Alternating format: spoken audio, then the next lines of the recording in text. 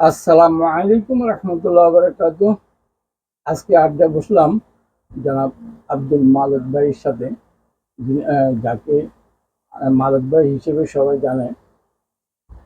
তো আপনি কেমন আছেন? জি, আলহামদুলিল্লাহ। দেশ হাসান ভাই ভালো আছেন? দেশ থেকে তো ঘুরে আসলেন। জি, দীর্ঘ প্রায় 5 মাস ছিলাম। আহ, আলহামদুলিল্লাহ। তো আড্ডা দেব আজকে, যেহেতু আমরা মধ্যপ্রাচ্যে আছি, তাই সরাসরি আমরা বেশি নাম উচ্চারণ করব না।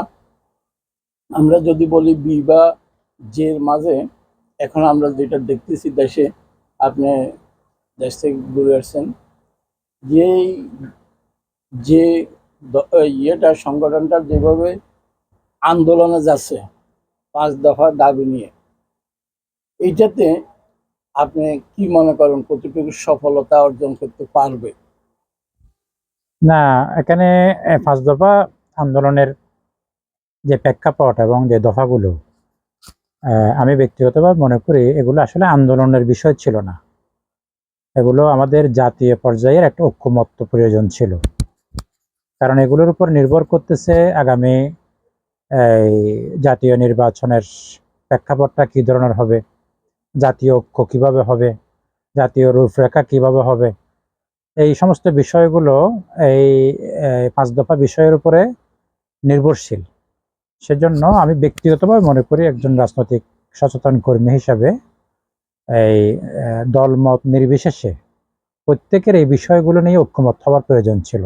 কিন্তু ঐক্যমত না হওয়ার কারণে কিছু ইসলামী দল, বাংলাদেশ জামায়াত ইসলামী সহ, তারা আন্দোলন সংগ্রামের যে রূপরেখা ঘোষণা করেছেন, সময় বলেছেন, এবং বিভিন্ন উত্তপ্ত যে পরিস্থিতিগুলো দেখতেছি, এগুলো আসলে বর্তমান সময়ের জন্য কাম্য ছিল না।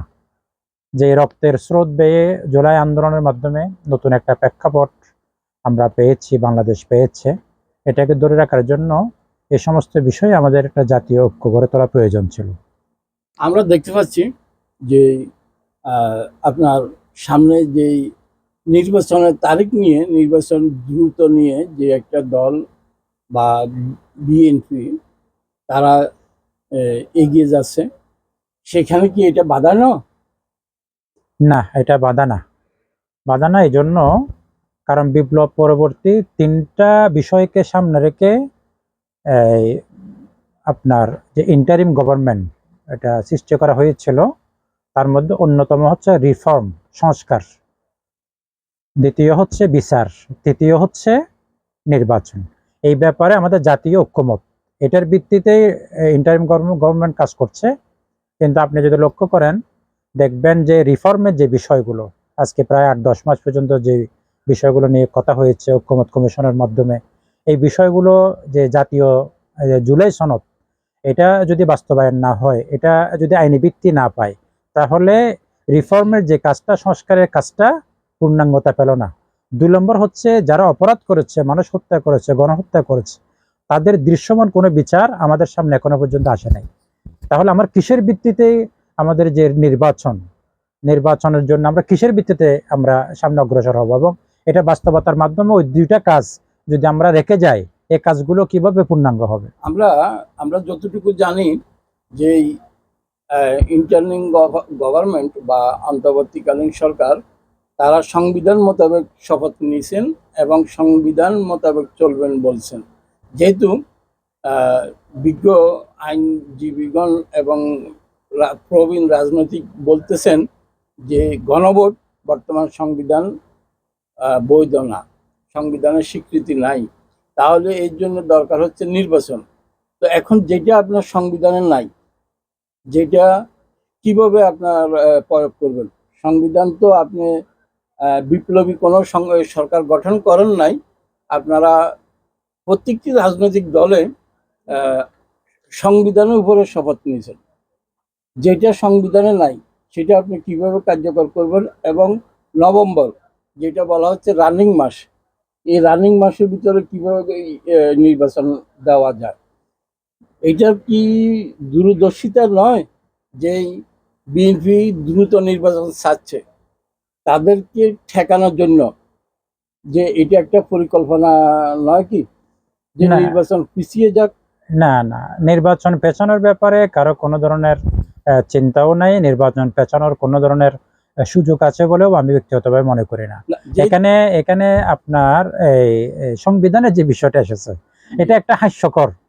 এই যে ইন্টারিম গভর্নমেন্ট কোন সংবিধানের মাধ্যমে এসেছেন, এবং এই যে রিফর্মের যে বিষয়গুলো, সার্বিক যে বাস্তবতাগুলো, এটা কোন সংবিধানের ভিত্তিতে এসেছে। তারপর আসেন আপনার এই সংবিধানকে যদি আমরা সমুন্নত রাখি, তাহলে 2024 সালে একটা নির্বাচন হয়েছে, আপনার 2029 সালে একটা নির্বাচন হবে।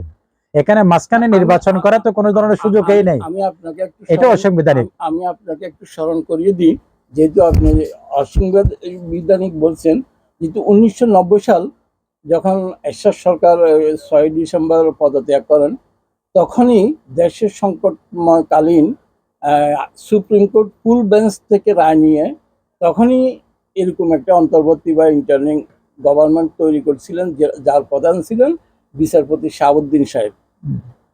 এখন একটা দেশে ক্লান্তিকাল যখন এটা সুপ্রিম কোর্ট ফুল বেঞ্চ এটাকে সমর্থন দিছে, তাহলে আপনি এটাকে সাংবিধানিক সরকার বলতে পারেন। সাংবিধানিক সরকার না হলে ওনাকে আপনি অবৈধ সরকার বলতে হবে। তো অবৈধ সরকার তো কিছু করার অধিকার রাখে না। এই সেখানে আপনি কি বলবেন? আপনি তো মূল পয়েন্টে এখন আসছেন। এই যে অবৈধ সরকার বা সাংবিধানিক সরকার যে সাংঘর্ষিক বিষয়গুলো এসেছে, এটাকে প্রাতিষ্ঠানিক রূপ দেওয়ার জন্য জুলাই সনদ এটাকে আইনি ভিত্তি দিতে হবে। জুলাই সনদ যদি না হয়, তো বিপ্লব পরবর্তী সরকার, ইন্টারিম গভর্নমেন্ট, তাদের যে সিদ্ধান্তগুলো, তাদের যে রিফর্মসগুলো, তাদের যে বিচার ব্যবস্থাগুলো, সমস্ত বিষয়গুলো তো অবৈধ হয়ে যাবে।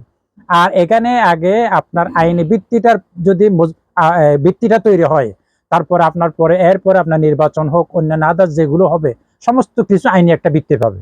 এটার জন্য জুলাই সনদ এটা অবশ্যই আইনি ভিত্তির প্রয়োজন। এটার প্রেক্ষাপটে একটু দেখেন, আপনি প্রত্যেকটা দল, বাংলাদেশের প্রথম সারির প্রত্যেকটা দল, শুধুমাত্র সম্ভবত আমার জানা মতে একটা দল এনসিপি ছাড়া, এই জুলাই সনদ বাস্তবায়ন করার বিষয়ে প্রাথমিকভাবে সবাই কি এগ্রিমেন্টে সিগনেচার করেছেন।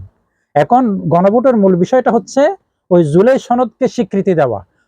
আপনি যদি একটা নির্বাচনে করেন, আমি বলতেছি, আপনি যদি একটা নির্বাচনে করেন, নির্বাচনের আগে আপনার প্রেক্ষাপট তৈরি হতে হবে। 90-এর প্রেক্ষাপট আর 2024-এর প্রেক্ষাপট সমান নয় হাসান ভাই। এখানে ওখানে 1990 সালের যে প্রেক্ষাপট ছিল, একটা নিরপেক্ষ গভর্নমেন্টের মাধ্যমে একটা নির্বাচন দেওয়া। কিন্তু এখানে এই তিনটা বিষয়ে সবাই ঐক্যমত হয়েছেন। একটা হলো সংস্কার, বিচার এবং নির্বাচন। এখন দুটোটাকে বাদ রেখে, দুটোটার কোনো ধরনের একটা দৃশ্যমান একটা প্রেক্ষাপট সামনে না আসা, রেজাল্ট না আসা, এই অবস্থায় যদি আপনি নির্বাচন যান, তাহলে তিনটা বিষয়ে কি হয়ে যাবে, জাতি মাহরুম হবে। এখানে যেমন আপনার একটা দেখলাম, এই সাংবাদিক বক্তব্য দেখলাম, প্রবীণ আইনজীবী ডক্টর শাহদিন মালিক উনি নিজে বলতেছেন যে জুলাই সনদ যদি আইনি কাঠামোতে দাঁড় করাতে হয়, তাহলে নির্বাচিত একটা সংসদের প্রয়োজন হয়। তো যেখানে বর্তমান এখন নির্বাচিত কোনো সংসদ নাই, জুলাই সনদকে আইনি কাঠামোতে দাঁড় করাতে হলে এইটা অর্ডিন্যান্সের মাধ্যমে যদি করতে যায়, তাহলে প্রেসিডেন্টের সম্মতি লাগে। প্রধান উপদেষ্টার কোনো ভূমিকা এখানে নাই, গণ্য, যেহেতু প্রধান উপদেষ্টা প্রধানমন্ত্রী কোনো আইনের করতে পারেন না, আপনার অর্ডিন্যান্স জারি করতে পারেন না। তাহলে সেই ক্ষেত্রে এই জুলাই সনদ, এটা নিয়ে যে জুলাই সনদের উপর তো যে আপনি বলছেন একদল ছাড়া সবাই, আমিও এগ্রি, কিন্তু এটাকে নিয়ে যে পরবর্তী যেই কতগুলা বিধান জড়িত করে দিলেন 270 দিনের মাঝে, যদি এটাকে সংসদে না করে, পাস না করে, অটোমেটিকলি এটা সংসদে অন্তর্ভুক্ত হয়ে যাবে, আইনের পরিণত হয়ে যাবে। তো এগুলো নিয়ে কতগুলো জটিলতা এখন সৃষ্টি করে দিয়েছেন বর্তমান সরকার। এর মাঝখানে যে রাজনৈতিকভাবে যে একটা দল জামায়াত বলেন, এরা যে 8 দল নিয়ে যেই আন্দোলনে যাচ্ছে, আমি আরো আপনাদেরকে খোলাসা করি বলি, যেমন ধরেন 11-11, আমরা 11-র অভিজ্ঞতা অর্জন করছি। এখন 11-11-তে ওনারা করছেন, এই কঠোর একটা সিদ্ধান্ত আমাদেরকে শোনাবেন। এবং তাহের সাহেব বলছেন যে সোজা আঙ্গুলে ঘি উঠবে না, আমরা জানি আঙ্গুল বাঁকা করতে আমাদের প্রস্তুত। এমতো অবস্থায় যদি বাংলাদেশের আরো একটা দল আছে যেটা ওটা যদি আন্দোলনে যায়, যে যদি আপনাকে আরো একটু ক্লিয়ার করে বলি, তারা যদি এখন অন্তর্বর্তী সরকারের উপর যে দাবিটা চাপানো হচ্ছে বা প্রেশার ক্রিকেট করা হচ্ছে, এটা বাস্তবে তো ইউনূস সরকারের বিরুদ্ধে না, এটা বিএনপির বিরুদ্ধে। বিএনপি যদি এর পাল্টা কোনো কর্মসূচি দিয়ে বসে, আমি জানি না বিএনপি কি কর্মসূচি দিবে আদৌ দেবে না, আমি সেটা জানি না। যদি পাল্টা কর্মসূচি দিয়ে বসে যে আমরা 3 দফার কর্মসূচিতে যাচ্ছি, তার মধ্যে প্রথম দফা হলো, যেহেতু আমার সাথে মনোমালিন্য হয়ে গেছে যে 71-এর আমরা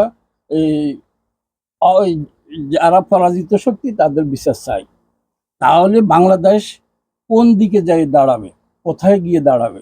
নির্বাচন তো আর ফেব্রুয়ারিতে হচ্ছে না।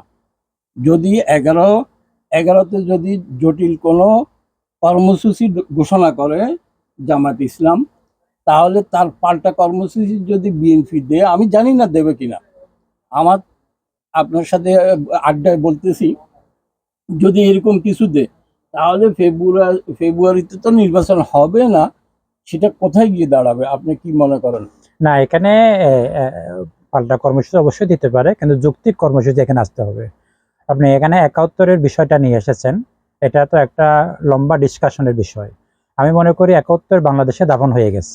এটিএম আজহার সাহেবের যে রায়, ওর যে ওনার যে পাঁচজন প্রধান বিচারপতির সমন্বয়ে যে বিচার ব্যবস্থার যে ওপিনিয়ন, এটার আলোকে জামাত ইসলামীকে 71-এর কোনো ঘটনার সাথে দায়বদ্ধতা ইত্যাদি এখানে আর সংযোগ করার তো কোনো ধরনের সুযোগ আর নাই। 1 নম্বর বিষয় হচ্ছে সেটা। আর এই বিষয়টাকে সামনে রেখেই তো বিগত যে ফ্যাসিস্ট সরকার, তাদের পরাজয়ের মূল বিষয় ছিল কিন্তু এই জিনিসটাকে সামনে নিয়ে আসা। সেজন্য এই আন্দোলন, এই কথাগুলো মার্কেটে এখন তেমন আর বেশি গুরুত্ব আরোপ করে না। আর একটা বিষয় যেটা এনেছেন 1-11 যেটা আন্দোলন, আপনার আলোচনার মাধ্যমে, পর্যালোচনার মাধ্যমে কোনো বিষয়ে যদি সমন্বিত সিদ্ধান্ত আপনি বুঝতে না পারেন, গতকাল আপনি দেখেছেন এই জামাত ইসলামের একজন senior assistant secretary general doctor S M Hamidur Rahman Azad, উনি নিজেই বলেছেন আমরা বিএনপির সাথে বসতে চেয়েছি, বিএনপিকে আলোচনার জন্য আমরা প্রস্তাব দিয়েছি, আরো কোনো দল আমরা বুঝতে পারে, আমাদের এই বিষয়গুলোকে আমরা কিভাবে মিনিমাইজ করতে পারি, সমাধানে পৌঁছতে পারি, কিন্তু বিএনপি এটাকে ইগনোর করেছেন। এখন বিএনপি ইগনোর করার মাধ্যমে জাতির কাছে তারা কি মেসেজ দিয়েছেন? আর জামাত ইসলামী সহ 8 দল ইসলামী দল যেগুলো আঙ্গুল বাঁকা করা বিভিন্ন কথাবার্তা যেগুলো রাজনৈতিক পরিভাষা হিসেবে এসেছে, এর বিকল্প তাদের কাছে আর কোনো পথ আছে কিনা? কারণ জুলাই আন্দোলনের মূল বুনিয়াদী যারা কাজ করেছেন তার মধ্যে জামাত ইসলামী অন্যতম এবং অন্যান্য ইসলামী দল অন্যতম।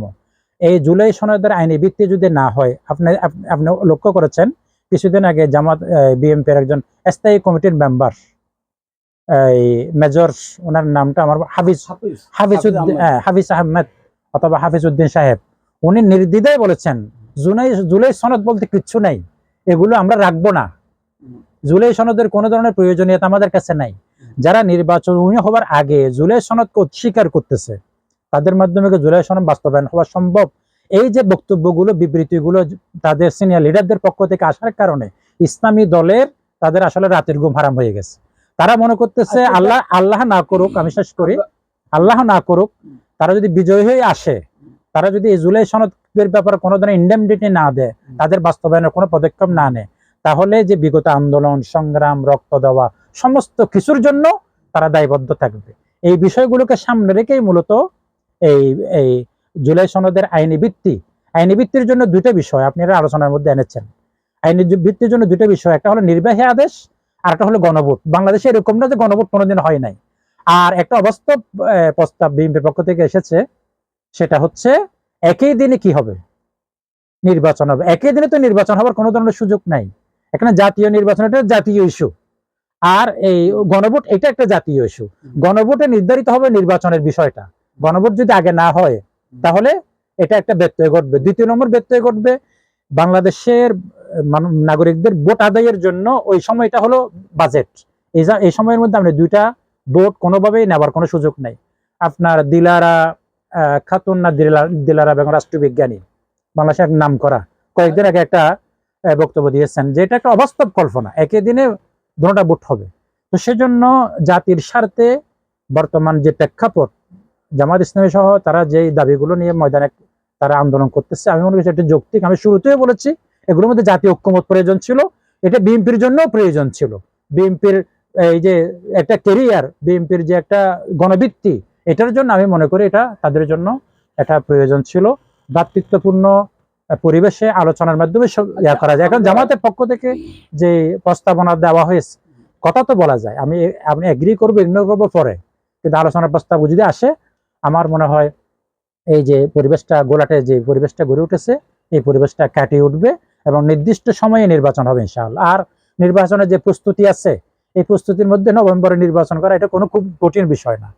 হ্যাঁ না ভোটের নির্বাচনটা নভেম্বরের মধ্যে যদি করা যায় বা ডিসেম্বরের প্রথম দুই সপ্তাহের মধ্যে করা যায়, আমার মনে হয় দেশের মধ্যে স্বাধীনতা সার্বভৌমত্বের জন্য, দেশের স্থিতিশীলতার জন্য, সকল দলের জন্য আমার মনে হয় এটা কল্যাণকর হবে। আচ্ছা, যাক, আমরা শেষ প্রান্তে চলে আসছি। এখন আমার যেটা হলো যে বর্তমান যদি এই মীমাংসায় না আসে যে গণভোটের, তাহলে দেশের ভবিষ্যৎ কোন দিকে আপনি সংক্ষেপে বলে এবং বিদায় নিতে পারেন। পরবর্তীতে আমি বিদায় নিব। না, এখানে উভয় দলের যে স্ট্যান্ড, এখানে মুখোমুখি কোনো সংঘর্ষের কোনো বিষয় নাই। তারা বলতেছে এই জামাত ইসলামী সহ তাদের যে জোট, তারা বলতেছে এই আমাদের আলোচনা পর্যালোচনাগুলো এগ্রি করতে না পারার কারণে গণভোটের যে প্রস্তাবনাটা, তো গণভোট যদি হয়ে যায়, গণভোটের বিষয় যদি সামনে আসে, আর এটা না করে বিএনপির পক্ষ থেকে তো যৌক্তিক একটা অবস্থান জাতির কাছে পেশ করতে হবে। আমি মনে করি, আমার ব্যক্তিগত যেটা ওপিনিয়ন, আমি ব্যক্তিগতভাবে যেটা উপলব্ধি করি, এই গরম উত্তপ্ত যে পরিস্থিতি তৈরি হয়েছে, এটা ইনশাআল্লাহ শান্তি হয়ে যাবে, শান্ত হয়ে যাবে। উভয় পক্ষ একটা জাতির জন্য কল্যাণকর একটা প্রস্তাবনায় পৌঁছবে বলে আমি মনে করি। কারণ জাতির কাছে খুবই গ্রহণযোগ্য এবং দেশপ্রেমের পরীক্ষা উত্তীর্ণ একজন নেত্রী এখনো আছেন, এবং উনি কথা বলার মতো, নেতৃত্ব দেওয়ার মতো কোয়ালিটি এখনো আছেন। উনি হস্তক্ষেপ করবেন এবং উদীয়মান যে নেতৃত্ব তারেক রহমান সাহেব আছেন, বাস্তবতাগুলোকে উপলব্ধি করে দেশের স্বার্থে আমি মনে করি তারা একটা দেশের কল্যাণকর একটা সিদ্ধান্তে আসবে বলে আমি দৃঢ়ভাবে বিশ্বাস করি। বন্ধুগণ, আমরা দুই বন্ধু বসে আড্ডা দিলাম, এটাকে আপনারা জটিলভাবে নেবেন না। এটা শুধু আড্ডার স্থলে আমরা কথা বলছি। আপনারা আশা করি লাইক, কমেন্ট, শেয়ার করবেন, সাবস্ক্রাইব করবেন ইউটিউব চ্যানেল হাসান হেস 97, ফেসবুক পেজ হাসান ব্লগ হেস 97। এই বলে বিদায় নিচ্ছি। আল্লাহ হাফেজ। হাসান ভাই, আপনাকেও ধন্যবাদ। জাযাকাল্লাহু খাইরান।